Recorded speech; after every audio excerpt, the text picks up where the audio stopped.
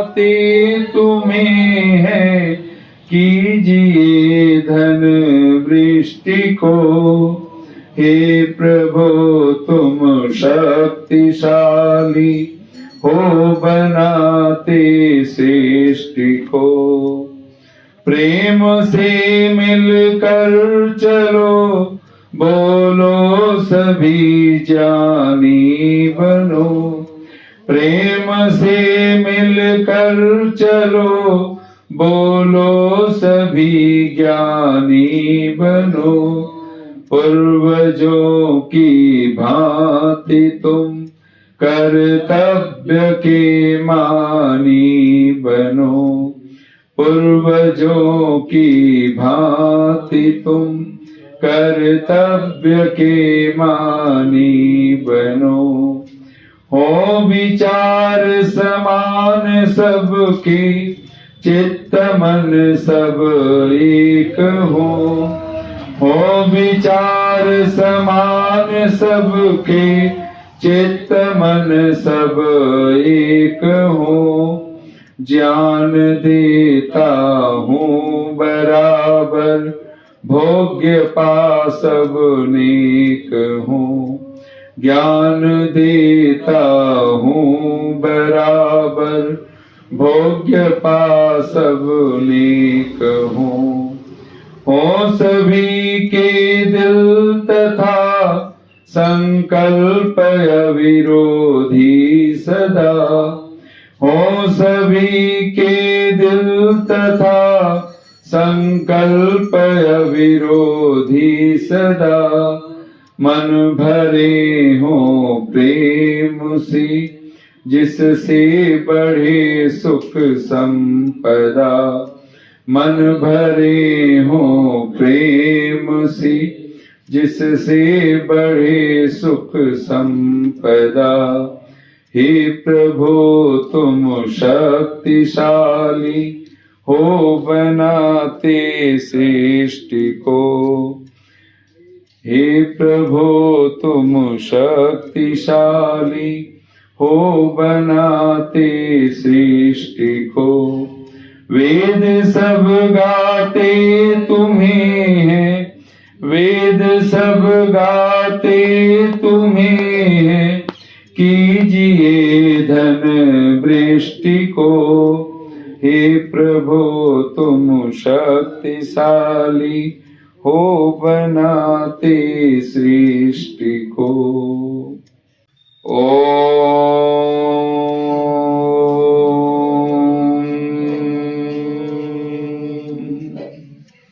मधुमन्मे निक्रमणम्, मधुमन्मे परायणम्। वाचा वदामि मधुमत्, भूयासं मधुसन्दृशः। ॐ नमः शम्भवाय च, मयो भवाय च। नमः शङ्कराय च, मयस्कराय च। नमः शिवाय च, शिवतराय च। ॐ शान्ति शान्ति शान्तिः।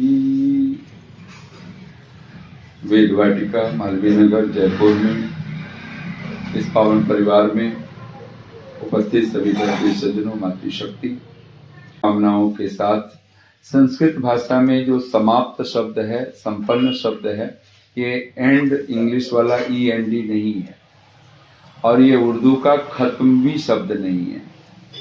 समाप्त क्या होता है? जैसे हम प्राप्त शब्द बोलते हैं तो प्राप्त का क्या अर्थ होता है? प्रकर्षता से हमने आप्त माने प्राप्त कर लिया, उसको हस्तगत कर लिया, पा लिया उसको, तो प्राप्त मतलब पा लिया।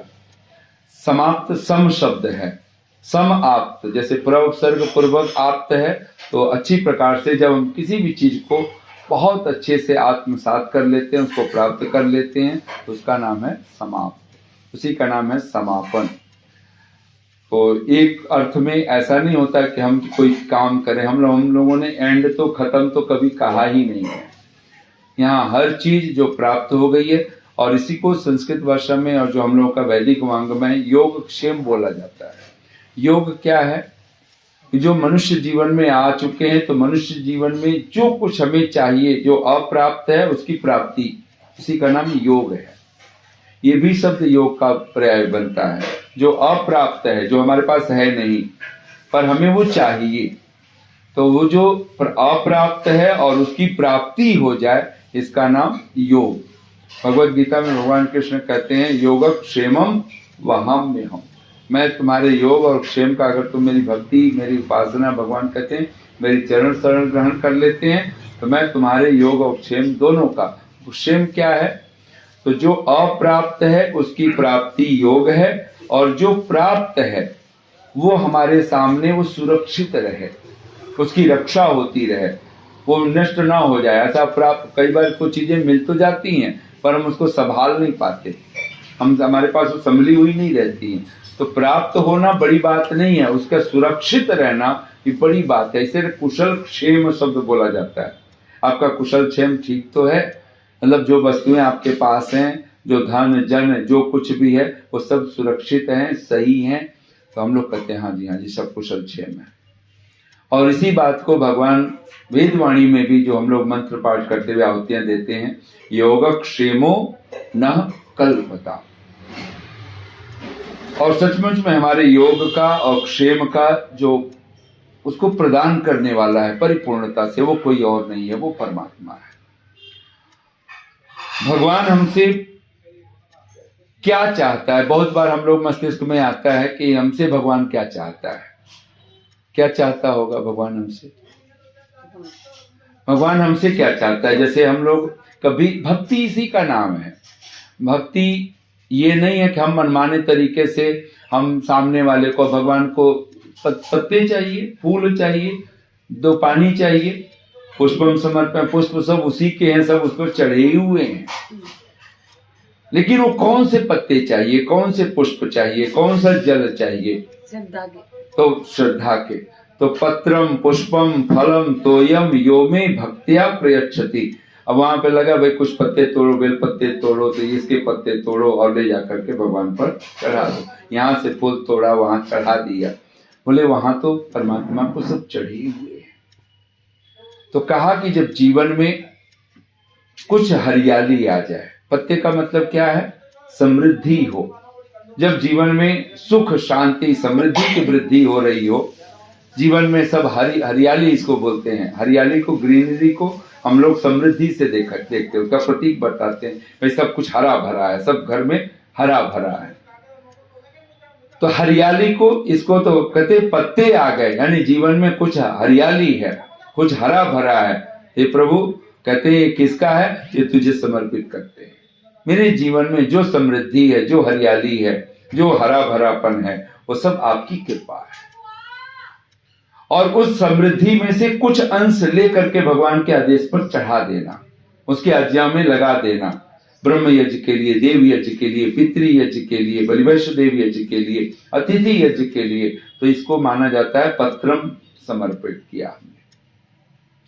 पुष्पम, जब जीवन में कहीं यश की सुगंधी होने लग जाए, कहीं यश कीर्ति नाम होने लग जाए कि भाई फला व्यक्ति तो सचमुच में, उनका तो कहना क्या, उनके पास जाओ तो कोई दीनहीन भी वहां पे खुश होकर के लौटता है, उनके घर जाओ तो उनके ऐसा आदत, ऐसे स्वागत सत्कार करते हैं लोग, बस पूछो मत, आदि आदि कुछ भी आप कह सकते हैं। वो व्यक्ति बड़े दानी हैं, सत्यवादी हैं, और जबान के पक्के हैं, वो कुछ कह देते हैं तो बस करते हैं। ऐसा व्यक्ति जब यश बढ़ने लग जाए, किसी भी तरीके से उनकी प्रशंसा होने लग जाए, प्रसिद्धि होने लग जाए, उस प्रसिद्धि को हम अपना समझें, किसका समझें? तो कहा प्रभु सब तेरी कृपा है, ये तेरे यश कीर्ति, तेरी कृपा के कारण ये यश, ये सुगंधी की पूजा, पुष्प में सुगंधी होती है, दूर से ही नासा पुटों को वो पता चलने लग जाता है कि भाई कहीं कुछ सुगंध है। तो कहते हैं जब यश कीर्ति जब बढ़ने लगे तो उसको किसको समर्पित करें? तो उसको भी भगवान को ही समर्पित कर दीजिए। हे प्रभु, आपकी कृपा से सब कुछ हो पा रहा है, और कृपा करें कि हमारा ये गुण दिन दुगुना रात चौगुना मेरे जीवन में बढ़ता रहे। मैं दाता बन करके जीऊं, मैं दीनहीन बन करके ना जीऊं, मैं तेरी कृपा का गुणगान गाता रहूं। मेरा क्या है, जो कुछ है ईश कार्य है, संयम धैर्य त्याग और निष्ठा है जिसमें, बस वह आर्य है। तू जैसे भी रखे मुझे तो उसमें खुश रहना है, क्योंकि तेरा हर आदेश मुझे तो शिरोधार्य है। ये जो भी यश कीर्ति की पताका ध्वजा उठाएं तो कहीं भगवान ये तुझे समर्पित है, तेरी कृपा से है, ये मेरा कुछ नहीं है। मेरा अगर कोई यश हो रहा है, मेरा कोई नाम हो रहा है, मेरे में कोई गुण है, तो तेरी कृपा के गुण है। मेरा कुछ नहीं हो सकता। क्या हो सकता है? मैं तो कुछ हूं भी नहीं। और ये सच्चाई है, कोई ऐसा नहीं है कि हम कोई झूठे शब्द बोल रहे हैं। जो कुछ भी इस जगत में है, जो शुभ है, वो सब भगवान की कृपा से है। तो पत्रम पुष्पम फलम, फल का कोई फल लग गया, 4 फल हैं। धर्म का फल लग गया, अर्थ का फल लग गया, जीवन सार्थक महसूस होने लगा। अब जीवन में उदासी नहीं है, हताशा नहीं है, लगता है कि जीवन बिल्कुल ठीक चल रहा है। तब तेरी राह पे चल रहे हैं, अब तो जीवन में बस फल आ ही गए हैं। तो धर्म का फल लग गया, अर्थ का फल लग गया, जो चाहता हूं वो पूरा हो जाता है। बहुत बार लोग कहते हैं ना, हम तो जो चाहते हैं जी बस आचार्य जी अब तो बच्चों से भी कह देना इतनी सी बात, वो पूरा ही कर डालते हैं। अब मेरी हर इच्छाएं ना लगभग अब तृप्त हूँ, मुझे अब कोई इच्छा भी नहीं है, और छोटी मोटी इच्छा हुई भी वो तत्क्षण कब पता पूरी हो जाती पता ही नहीं चलता। आप तो काम होने लग जाएं, अब कोई इच्छा भी नहीं बची है, कर लिया जो करना था, जो पाना था। तो ये जो सीधा सीधा धीरे धीरे जब फल की अनुभूति होने लगती है, और फिर लगता है जीवन में अब दुख अब विदा होने लगे हैं, अंधेरा कटने लगा है, सवेरा होने लगा है। जीवन की उस दिशा में, उस दशा में जब जा करके पहुंचते हैं तो कहते हैं उस फल को भी किसको चढ़ाएं। जीवन में धर्म का फल लगा, अर्थ का फल लगा, काम का फल लगा, मोक्ष का फल लगा। है प्रभु तेरी कृपा है। ये पत्रम पुष्पम फलम और तोयम, तोयम नाम है उदक का, जल का। जल शांति का प्रतीक है। जल से तृषा बुझ जाती है, प्यास बुझ जाती है। जीवन में जो तृप्ति है, जीवन में जो ढलान है, जीवन में जो शीतलता है, जीवन में जो शांति है। और पानी का एक स्वभाव है, जहां जिस बर्तन में डाल दिया उसी बर्तन जैसा। उसका अपना ईगो नहीं है कि मैं लोटा हूं, मैं गिलास हूं, मैं बाल्टी हूं, मैं फला हूं। उसको कुछ नहीं, जहां रख दिया वहीं वैसा, वहीं अपनी सरलता, वहीं अपनी शीतलता, वहीं अपनी शांति को वो और प्यास बुझा देता है, तृप्त कर देने वाला। कहते हैं ये जीवन में जो तृप्ति है ये प्रभु सब आपकी कृपा से है, और मैं इसको आपको समर्पित करता हूं। पत्रम पुष्पम फलम तोयम यो में भक्तिया। और कैसे प्रयोग इसको समर्पित करना है? भक्ति भावना से, अकड़ करके नहीं कि ये लो चढ़ा दिया अब आपको। हम लोग कई बार दान भी देते हैं तो ऐसे अकड़ अकड़ करके दान देते हैं लोग कि बस पूछो मत। कई बार किसी घर में लोग पर्ची लेकर के जाएं और दान मांगने जाएं कि भाई यहाँ पर हम कुछ कार्यक्रम कर रहे हैं, दान दो, बहुत मुसीबत है। तो कहते हैं ना, वो गंग कवि और रहीम दान दे रहे थे और वहां से गंग कवि गुजरे, तो देख के आ रहे हैं कि रहीम दान दिए जा रहे हैं, आंखें उठा के देख नहीं रहे हैं कि वही व्यक्ति दोबारा भी लाइन में लग करके फिर ले रहा हो, और कोई अकड़ नहीं, कोई धकड़ नहीं, दिखाई नहीं दे रहा। तो देखते हैं कि रहीम दान दे रहे हैं और नजरें नीचे झुकी हुई हैं। तो गंग कवि पूछ बैठे, सीखे कहाँ नवाब जी, सीखे कहाँ नवाब जी, देनी ऐसी देन। ये दान देने की कला कहाँ से सीखी? सीखे कहाँ नवाब जी, देनी ऐसी देन, ज्यों ज्यों कर ऊंचे उठे त्यों त्यों नीचे नैन। हाथ देने वाले हाथ तो ऊपर उठते जा रहे हैं और आंखें नीचे होती जा रही हैं। ये दान देने की कला तो आपने सीखी कहाँ से? तो कहते हैं वो देते देते ही, दान देते देते ही रहीम बोल पड़े, देनहार कोई और है, देनहार कोई और है, देता है दिन रैन। दिन रात वो लुटा रहा है, दे रहा है। अब भागे हम हैं, संभाल ही नहीं पाते। देनहार कोई और है, देता है दिन रैन, लोग भ्रम मुझ पे करें। लोग सोचते हैं कि बादशाह दे रहा है, रहीम दे रहे हैं, लोग भ्रम मुझ पे करें, ताबिद नीचे ने, शर्म से आंखें झुक जा रही हैं, क्या करें। और मालिक कहीं आसमानों पर नहीं बैठा है, वो न चौथे आसमान पे है, न सातवें आसमान पर है, वो हियर एंड नाउ, अभी और यही। जब हम कुछ अच्छा कर रहे होते तब भी वो हमें देख रहा होता है, जब कुछ बुरा कर रहे होते तब भी हमें वो देख रहा है।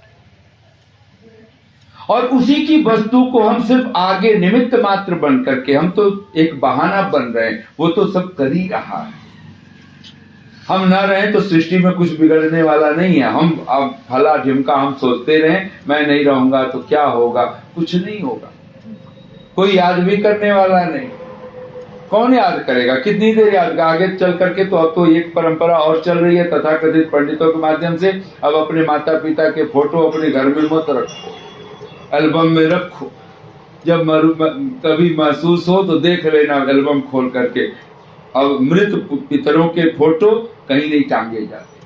अब ये व्याख्या एक और चल पड़ी। अभी तो कम से कम था कि चलो बच्चे हमारे फोटो ही रख लेंगे, हम भी अपने माता पिता के फोटो। अब धीरे धीरे वो भी पता नहीं कौन सी वास्तु, कौन सा। अब सोचो, कोई सोचे कि हमारे बच्चे हमारे आने वाले दिनों में हमें याद भी ना करें, हमें देखें कि हमने देखने की भी जहमत ना उठाएं।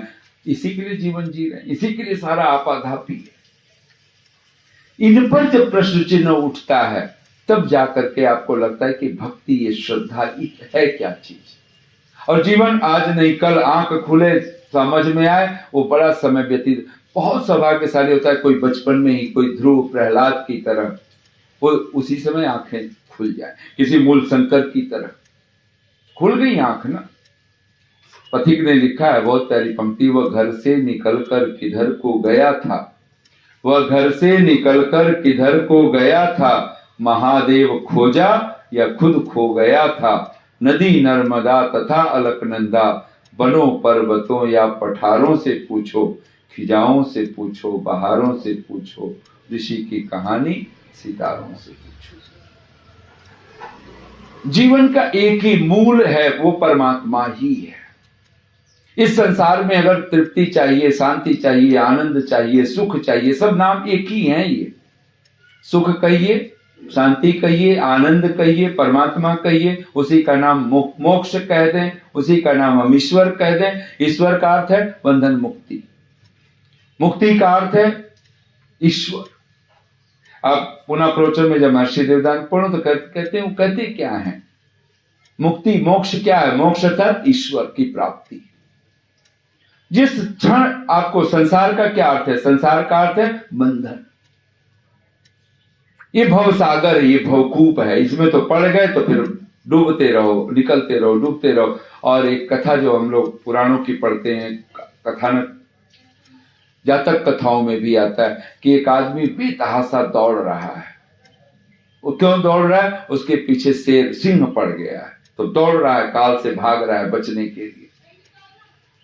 तो उसे फिर एक पेड़ की बहुत बड़ा वट वृक्ष है और उसकी डाल पकड़ करके, और कहते हैं कि वो क्योंकि आगे जैसे ही गया तो कुआं दिखाई देता है उसको, और उसी कुएं में एक डाल लटकी हुई है। तो और कुएं के नीचे झांकता है तो कुएं में सर्प काल बन करके, वो सर्प, बहुत सारे सर्प हैं कुएं में, कुआं सूखा पड़ा है। बाहर शेर और वो जो है डाल पकड़ करके लटक गया।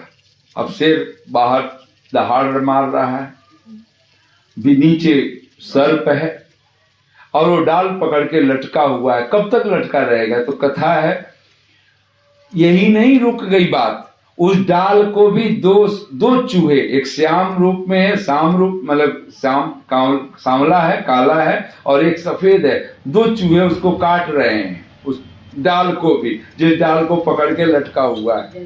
कब तक सुरक्षित है, बाहर निकले, अगर डाल पकड़ करके बाहर निकले तो शेर खा जाए, कुएं में छलांग मार दे तो सांप डस लेंगे, और देख रहा है चूहे काट रहे हैं। डाल पकड़ के तू लटका कब तक रहेगा, कब तक तो कहते वो चढ़ना भी चाहता था कि पेड़ पे चढ़ जाए, पर तभी अचानक ऊपर से शहद का बहुत बड़ा, मधुमक्खियों ने छाता लगा रखा है, और शहद में से एक एक बूंद ऐसा संयोग बना उसके मुंह में ही टपक रहा है। जहां को लकड़ी वो अपने पकड़ करके लटका है, वहीं से शहद की एक बूंद, और अमृत जैसा स्वाद। शहद, भूख लगी थी, प्यास लगी थी, अब वो उसे प्यास भी बुझ रही है थोड़ी थोड़ी, और शहद, वो कहते हैं वो तो पूछा वहां पे प्रश्न, वो बाहर पागल जब देख रहा है कि डाली को भी चूहे काट रहे हैं, तो कम से कम पकड़ करके मोटी डाल पकड़ लेनी थी। पेड़ पे शेर एकदम से नहीं चढ़ जाता, और नीचे वो बच भी जाता। और बोले वो जो शहद की एक एक बूंद टपक रही थी, उसका स्वाद वो नहीं छोड़ पाया। फिर पूछा कि फिर क्या हुआ उसका, तो बोले कि वो डाल कट गई, चूहे ने काट दिया, और अंत में वो उस कुएं में गिरा, सर्प ने डस लिया, मर गया। बोले वो निकला क्यों नहीं? बोले वो जो शहद की एक एक बूंद, ये वो शहद क्या है? तब वो कहता है, ये कथानक क्या है? ये बोले कुआं भी, ये भवकूप संसार है। काल चारों तरफ से हमें पकड़ने के लिए तैयार है, खाने को तैयार है। शेर भी उसका प्रतीक है, सर्प भी उसका प्रतीक है, और दिन और रात दो चूहे हैं जो डाल को पकड़ करके, जिस डाल को घर का, परिवार का, ये सब डालियां पकड़ के लटके पड़े हैं। जयपुर में, कभी दिल्ली में, तो यहाँ वहां ये सब डालियां ही तो हैं। ये मेरा घर, मेरा परिवार और मेरे बच्चे यहाँ पर, वहां पे शहद की बूंद टपक रही, विषय वासनाओं की। कभी शब्द, स्पर्श, रूप, रस, गंध, इनका स्वाद, और वो स्वाद आता है तो फिर भूल ही जाते हैं। वो स्वाद लेने में इतने मशगूल होते हैं कि दिन रात चूहे काट रहे हैं, दिन रात एक एक समय कट रहा है, उसका ख्याल ही नहीं रहता। एक बार अगर ये ख्याल में आ जाए तो कोई मूल शंकर दयानंद बन जाएगा। कोई भी ध्रुव प्रहलाद उस परम अवस्था को प्राप्त कर लेता है, और उसके लिए एक ही साधना है, एक ही सूत्र है, भगवान की उपासना, भगवान की उपासना, भगवान की उपासना। महर्षि देव दयानंद, जब कल हम लोग एक चर्चा कर रहे थे कि ईश्वर कान अनुग्रहणात्, ईश्वर किन मनुष्यों पर कृपा करता है, तो ये सत्य भावेन परमेश्वरम उपासते, जो सत्य भाव से परमेश्वर की उपासना करते हैं। हम उपासना करने में सबसे पहले जो ऋषियों ने लिखा, अगर आप पंचमहायज्ञ विधि पढ़ें तो कहते हैं, बोलिए, संधि वेलायाम, संध्यायाम है तो कहते हैं संध्यायंती, बोलिए संध्यायंती, संध्यायते वा परब्रह्म यस्याम सा संध्या। अच्छा, ये दोनों यज्ञ हम संधि वेला के में ही करते हैं, संधि वेला का ही समय होता है, उसी के आगे पीछे। सुबह पहले संध्या करते हैं और तत्क्षण यज्ञ करते हैं, अग्निहोत्र करते हैं। सांझ पहले अग्निहोत्र करते हैं और तत्क्षण संध्या करते हैं। संधि वेला के साथ जुड़ा हुआ है। संध्यायंती, संध्यायंती का अर्थ क्या है? सम्यक, भली भांति, ऋषि दयानंद शब्द के भली भांति, अर्थात अच्छी प्रकार से, सब प्रकार से ध्यान करते हैं, अथवा संध्यायते, ध्यान किया जाता है। परब्रह्म यस्याम, यस्याम संधि वेलायाम, जिस संधि वेला में, यानी प्रातः काल की संधि वेला और सायंकाल के, ये दो समय भगवान के समय हैं। अगर हम मनुष्य हैं, पशु पक्षी, वो तो कहते हैं ना, अगर बहुत कवियों ने तो लिख ही दिया, पक्षी भी तेरा ही गीत गा रहे हैं। उपनिषदों में कुत्ते का जो आवाज होती है, हुंकार, हिंकार, जो भी वो आवाजें देते हैं, ऐसा लगता है जैसे ओंकार की ध्वनि निकाल रहे हैं। तो वो पूरा संसार, पूरा जैसे परमात्मा को नमस्कार ही कर रहा हो, उसको नतमस्तक है। सिर्फ मनुष्य है जो बेबूझ पहेली बना हुआ है। तो कहते हैं भली भांति ध्यान किया जाता है, अथवा ध्यान करते हैं, यस्याम, जिस संधि वेला में, रात्रि दिवयोग, रात्रि और दिवस के जो संधि वेला में, कहते हैं सा संध्या, पर ब्रह्म, किसका ध्यान किया जाता है? पर ब्रह्म का, उसका नाम संध्या है। और कहते हैं कि सबसे पहले शुद्धि को कहा गया, जैसे हमारा शरीर पवित्र हो, तो कहते हैं जलादिना बाह्या, बाह्य सूची, बाहर की जल आदि के माध्यम से हमारा शरीर पवित्र हो, संध्या करें। और कहते हैं राग द्वेष असत्य आदि त्यागेन आभ्यंतरा शुचि। दो प्रकार की शुचिता है, एक हमें जल आदि से शरीर की पवित्रता करना, और राग द्वेष और असत्य छोड़ करके अपने अंतःकरण को पवित्र करना। लेकिन बहुत बार ऐसा होता है कि शरीर, हमें ऐसा अवसर हो सकता है कि हम अस्वस्थ हैं, बीमार पड़े हुए हैं, नहीं नहा सकते, तो तौलिए से अपना शरीर भिगो करके उसे पोंछ लीजिए, हाथ पांव धो लीजिए, मुख आदि का टॉवल से ही, अब जैसे हॉस्पिटलों में होता है, तो आप घर पे भी, लेकिन संध्या नहीं छोड़ सकते। आप चाहे सोफे पे लेट जाएं, चाहे बैठ जाएं, अगर आप नहीं बैठ सकते तो लेट जाइए, लेकिन संध्या नहीं छोड़ सकते। ये जो संध्या, ये जो सम्यक ध्यान है, क्योंकि आपको भीतर की पवित्रता वो बहुत महत्वपूर्ण। राग द्वेष रख करके और हम चाहें कि हम संध्या कर लेंगे, हम उपासना कर लेंगे, तो उसमें प्रगति नहीं हो सकती। सबसे ज्यादा मन की पवित्रता बहुत महत्वपूर्ण है, और कहते हैं ईश्वर की प्राप्ति में सबसे महत्वपूर्ण सर्वोत्कृष्टत्वात् आभ्यंतर सूची को महत्व तो इतना दिया गया। और यहां तक छांदोग्य उपनिषद का ऋषि कहता है आहार शुद्धौ सत्व शुद्धि। और शरीर की पवित्रता जल आदि से तो होती है, लेकिन शरीर की पवित्रता सबसे ज्यादा जो महत्वपूर्ण है शुद्ध आहार से माना जाता है। यहाँ ऋषि ध्यान में पुनः प्रवचन पढ़ रहा था, बोले कि एक बच्चा, दो बच्चे गर्भ में आ गए, मां के कुक्षी में आ गए। एक वो है जो राजसिक तामसिक वृत्ति वाली मां है, और एक सात्विक वृत्ति वाली मां है। जो सात्विक बच्चा जो गर्भ में है, जो सात्विक मां के गर्भ में है, वो बच्चा गर्भ में भी आनंदित हो सकता है, क्योंकि उसकी मां संध्या कर रही है, उसकी मां क्रोध नहीं कर रही है, उसको खान पान भी वैसा कर रही है कि उसको ऐसा ध्यान कि बहुत तीखा खाना, वृक्ष खाना, क्योंकि ये सब चीजें खाना पीना, क्रोध करना, वो बच्चे को मानो तीर की तरह चुभता है। वो सारी भावनाएं उस बच्चे के पास भी वो पहुंचती हैं। तो ऋषि ध्यान पुनः प्रवचन में बोल रहे हैं कि अब ये भी कर्मों की तो व्याख्या है कि एक बच्चा उस माँ के गर्भ में गया है, एक तो वैसे ही बाहर भी निकलेगा तो भी दुख भोगना है, पता नहीं दूध मिले ना मिले, पता नहीं भोजन मिले ना मिले, पता नहीं कैसे पड़ा हो, फिर रोना ही रोना शुरू हो, उल्टा तो लटकना, वो सब व्याख्याएं तो है ही, वो अलग बात है। लेकिन मूल बात क्या है, उसको 9 महीने भी उसको चैन नहीं है।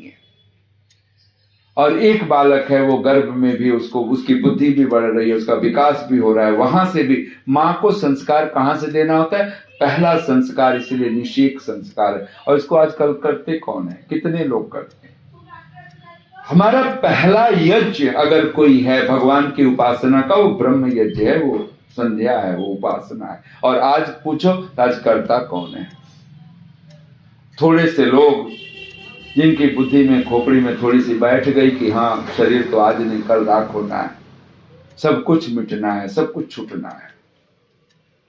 शास्त्र है आंख क्या पता है तुम्हें, वेद शास्त्र कौन है, वेदा में परमम चक्षु, वेदस चक्षु सनातनम कह करके भगवान मनु पुकारते। वेद क्या है, सनातन नेत्र है, परम नेत्र है। शास्त्र है आंख क्या पता है तुम्हें, सत्कर्म है पांख पंख है। शास्त्र है आंख क्या पता है तुम्हें, सत्कर्म है पांख क्या पता है तुम्हें। धन को ही वो समझते थे सब कुछ, इसी आउटर वेल्थ को, इसी मकान रोटी कपड़ा दुकान और ये वो आउटर वेल्थ जितना खड़ा करने में सारी जिंदगी लगा दिए, रचा दिए, खपा दिए। और एक बार कभी पलट करके झांकने का हमने फुर्सत ही नहीं है। शास्त्र है आंख क्या पता है तुम्हें, सत्कर्म है पांख क्या पता है तुम्हें। धन को ही वो समझते थे सब कुछ, बन गए राख क्या पता है तुम्हें। सारा समझते रहे, अंत में क्या बन गए, राख। अच्छा राख उल्टो तो क्या बनेगा, खरा। बस राख कहना चाहती है, सच कुछ है नहीं, मैं ही हूं। और बहुत सारी जगहों पे हम लोग जो सोचते हैं ना कि राख भभूत लगा लेते हैं, राख की तिलक लगाते हैं, वो एक प्रतीकात्मक बहुत अच्छा है। यज्ञ की अग्नि भगवान शिव के नाम पे लगाते हैं, वो रोज यज्ञ करते थे। अच्छा दक्ष प्रजापति क्या कर रहे थे, यज्ञ ही तो कर रहे थे। जहां पर शिव जी का बुलावा नहीं गया, वो क्या कर रहे थे, उसमें मूर्ति पूजा कर रहे थे, प्राण प्रतिष्ठा हो रही थी। यज्ञ में भगवान को सदा ही प्रतिष्ठित माना गया है।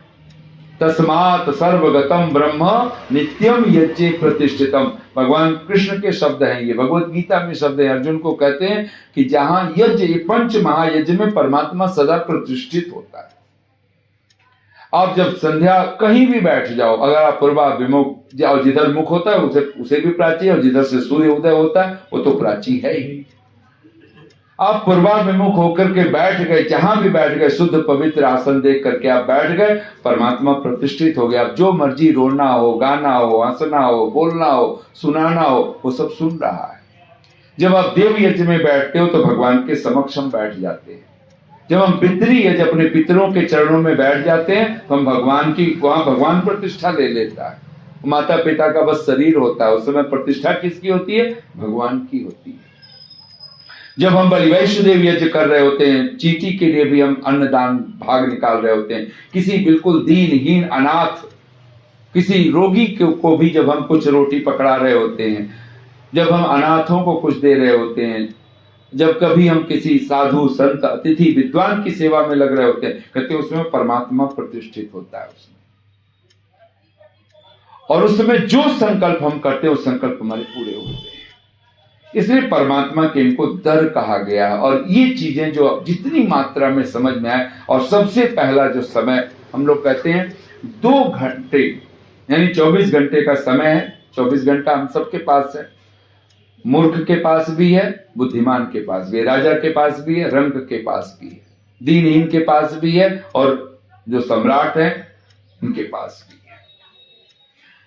और इनमें इनको हम कैसे जीते? समय तो भगवान ने सबको एक जैसा दे रखा है, फिर भी दुर्भाग्य। कहते हैं इसमें से अगर 2 घंटे हमने भगवान के लिए दे दिए, भगवान को समर्पित कर दिए, और उस 2 घंटे में आज की डेट में तो चलो आप ब्रह्म यज्ञ देव यज्ञ दोनों कर डाल, नहीं करते मानसिक रूप से तो कुछ तो करे। अगर 2 घंटा हमने भगवान को दे दिया, आप जान के हैरान होंगे हमारे 22 घंटे वो अद्भुत हो जाएंगे।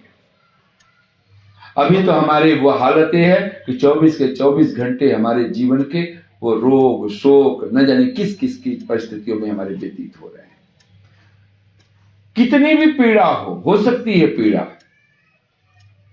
आपने सुना होगा अष्टावक्र जो ऋषि हुए, जब भी बालक ही तो हैं, वो 13-14 वर्ष, इससे ज्यादा की आयु नहीं है। नचिकेता की तरह उनकी भी आयु है। और वो अपने, सुना जाता है जो कथानक है, को अपने पिता को बुलाने के लिए, कोई उनके घर पे आ गया तो पिता को जानते हैं बुलाने के लिए, जनक की सभा लगी हुई है महाराज जनक की, और सोचते हैं कि मैं जाऊं पिताजी को बुला के ले आऊं। अब उनका जो शरीर था 8 जगह से टेढ़ा मेढ़ा, लुढ़कते लुढ़कते चलते हुए दिखते थे, अजीब से, उनको लोग हंसते थे, बच्चे हंसते थे। और जैसे ही अष्टावक्र पहुंचे जनक की सभा में, तो जितने लोग बैठे हुए सभा में बैठे थे वो सब अष्टावक्र की चाल देख करके सबको हंसी आ गई, सब हंस पड़े।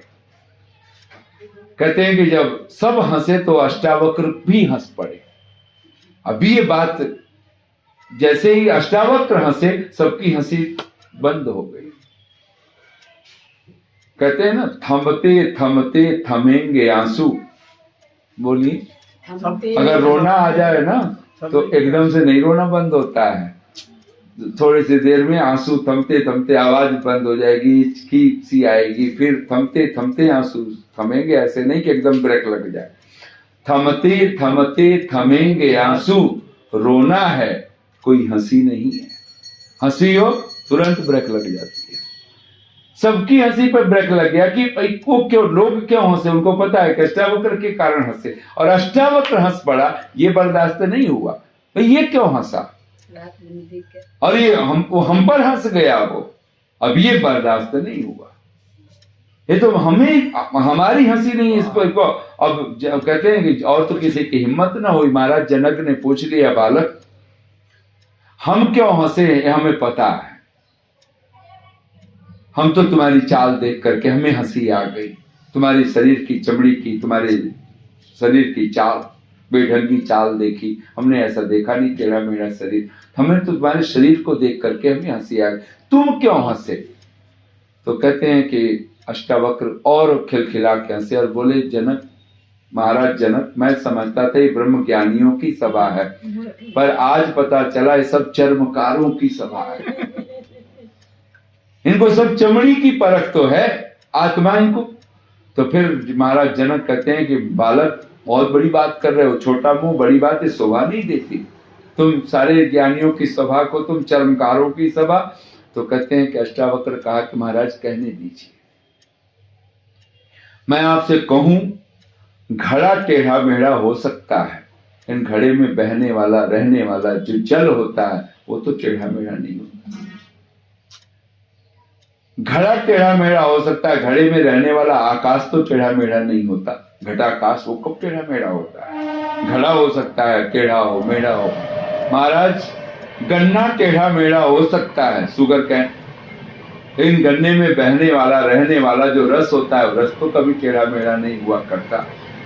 महाराज नदी टेढ़ी मेढ़ी हो सकती है, और ये हिंदी में इस तरह से बहुत सुंदर प्रसंग है, और उसको कहने वाले कहते हैं नदी टेढ़ी मेढ़ी हो सकती है। और 12 वर्ष का 13 वर्ष का वो बालक अष्टावक्र महाराज जनक से कह रहा है कि नदी टेढ़ी मेढ़ी हो सकती है, नदी में रहने वाला बहने वाला जो जल है वो तो टेढ़ा मेढ़ा नहीं हुआ करता।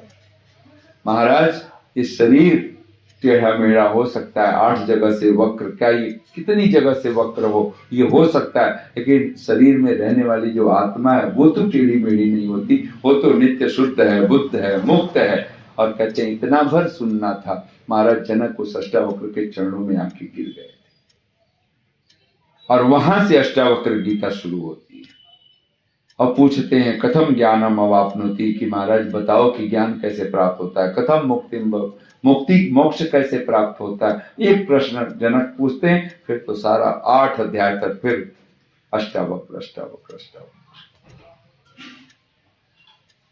वहां पे आज अष्टावक्र एक वाक्य और बोला है, बहुत सुंदर मुझे लगता है।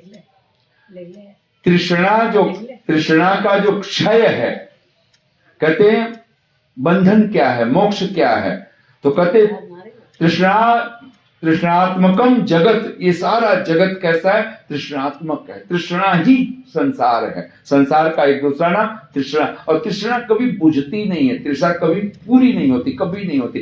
कितना धन मिल जाए, कितना पद मिल जाए, कितनी पुत्रैषणा, ये पुत्रैषणा, वित्तैषणा, लोकैषणा, ये कभी किसी की पूरी नहीं होती। इसलिए कहते तन नाशो मोक्ष उच्यते, इसलिए तृष्णा का नाश ही मोक्ष है। तृष्णा का क्षय हो जाए, समझो कि मोक्ष प्राप्त, जीते जी यहीं पर मुक्ति, यही वो यहीं पर। तो पहली बात हमें मस्तिष्क में, हमारे पहला यज्ञ क्या है, ब्रह्म यज्ञ, संध्या उपासना।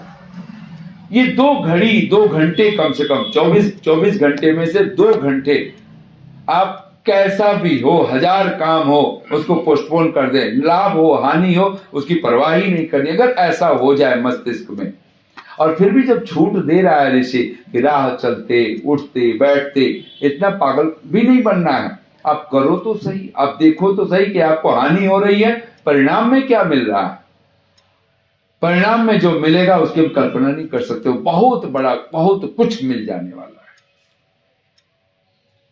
लेकिन हम उस 2 घंटे में या तो नींद में हैं, या फिर पिकनिक में हैं, पागलपन में हैं, या फिर नींद में। सुबह का समय तो बस, मैंने सुना है भाव कथा, एक दिन रात्रि बिल्कुल रोती बिलखती भगवान के पास पहुंची। अब रात्रि पहुंची तो भगवान उस समय, अभी सुबह का समय था, रात्रि सुबह ब्रह्म मुहूर्त में पहुंची है। भगवान ने कहा क्या बात है, क्यों रो रही है, क्यों परेशान है। उसने कहा कि मैंने क्या बिगाड़ा है सूरज का, सारी दुनिया उनको आपका स्वरूप कहती है, और वो मुझे जब ठीक मैं नींद में पड़ी होती हूं आके खलल डाल देता है, जगा देता है, मैं परेशान। भगवान मुस्कुराए, बोले देखो भाई, मैंने तो सृष्टि बनाई है, देव शांति, अंतरिक्षम शांति, सब शांति के लिए बनाया मैंने सृष्टि में। और सूर्य तो मैं जानता हूं तो साधु है, वो तो मेरा, मैंने उसको खुद अपने स्वरूप का वर्णन किया तो आदित्य वर्णन कह करके पुकारा, सूर्य आत्मा जगत तस्तुष। मैं तो अपना स्वरूप मैं जब लोगों को बताता हूं तो मैं कहता हूं मैं सूर्य के समान हूं। तो सूर्य साधु है, वो किसी को सता नहीं सकता है। लेकिन तू कह रही है, रो रही है, बिलख रही है, तो तू निश्चिंत होकर के जा, मैं सूर्य को मैं बुलाता हूं, बुला के सूर्य को समझा दूंगा, फिर तू निश्चिंत हो जा। कोई चिंता की बात नहीं, तू तेरा दुख समझ ले खत्म। अब रात्रि ने जब भगवान ने ऐसा कह दिया तो रात्रि तो बड़ी प्रसन्न वापस लौट गई कि अब तो सूर्य से मेरा पीछा सदा सदा के लिए। कहते हैं भगवान ने 2 दूत भेजे कि जाओ सूर्य को बुला के ले आओ। सूर्य भगवान जैसे ही सूर्य पहुंचे साष्टांग भगवान को प्रणाम किया। अब कथानक अलंकारिक वर्णन क्या अद्भुत है। कहते सूर्य ने प्रणाम किया। अब भगवान बोल पड़े कि देखो अभी अभी रात्रि आई थी, बहुत रो रही थी, बिलख रही थी। और जब कोई बड़ा बोले तो चाहे आपको कुछ भी पता हो ना पता हो तो उसको शांति से सुनना होता है। सूर्य भगवान सुन रहे हैं और भगवान बोले जा रहे हैं कि रात्रि आई थी और ऐसे बिलख रही थी। और रात्रि ने कहा कि आखिर तुम उसकी क्यों पीछे पड़े, क्यों उसको परेशान कर रहे हो, क्यों नहीं उसको ठीक से चैन से रहने देते। जब भगवान बोल दिए, सारी बात कह डाली रात्रि के बारे में, और मैंने उसको वचन दे दिया कि अब तुम रात्रि को परेशान नहीं करोगे, कोई उसका पीछा नहीं करोगे, कोई उसके खलल नहीं डालोगे, उसके चैन शांति से वो रात्रि है। मैंने सृष्टि बनाई है तो दिन और रात सब मेरे ऐसे ही बनाए हैं, शांति के लिए बनाए हैं। माना कि तुम दिनकर हो, माना कि तुम दिवाकर हो, लेकिन रात्रि भी तो है। कहते हैं जब भगवान बोल के शांत हुए तो भगवान सूर्य नारायण जो है हाथ जोड़ करके कहते हैं कि प्रभु आप कहते हैं तो ठीक ही कहते हो। आप कह रहे हैं रात्रि आई थी, आई होगी। आप कहते हैं कि मैं उसके पीछे पड़ा होऊंगा, लेकिन सच ये है कि मैं रात्रि को जानता ही नहीं। ये कौन है रात्रि? और जिसको मैंने देखा ही नहीं, जिसको मैंने सुना ही नहीं अभी तक, आज पहली बार देख रहा हूं, पहली बार सुन रहा हूं आपसे बात। मैंने तो कभी रात्रि को देखा नहीं। आप कृपा करें, मैं नहीं जानता कि मैं परेशान कर रहा हूं कि पीछा कर रहा हूं। आप कृपा कीजिए, रात्रि को मेरे सामने बुला दीजिए, मैं यहीं पर माफी मांग लेता हूं, यहीं पर दंडवत प्रणाम कर लेता हूं। कहते हैं भगवान ने 2 दूत भेजे, जाओ वही रात्रि को बुला के लाओ। सूरज सामने ही माफी मांगने को तैयार है। और भाव कथा है कि अभी तक वो दूत रात्रि को सूरज के सामने नहीं ला। कभी लाएंगे? कभी नहीं होगा। सूरज है वहां, अंधकार रात्रि हो ही नहीं सकती है। रात्रि की औकात नहीं है कि सूरज के सामने आके खड़ी। किसी दुख का, किसी पीड़ा का, किसी अविद्या का औकात नहीं है कि भगवान के पास हम हो जाएं और फिर वहां दुख रह जाए, वहां पीड़ा रह जाए। दुख है, पीड़ा है तो सिर्फ एक ही कारण है, अविद्या का अंधकार है। हमारे पास सूरज नहीं है। और परमात्मा कौन है? वो वेद स्वरूप है। विभुम व्यापकम ब्रह्म वेद स्वरूपम। गोस्वामी तुलसीदास जी लिखते हैं, नमामि समीशान निर्वाण रूपम विभुम व्यापकम ब्रह्म वेद स्वरूप।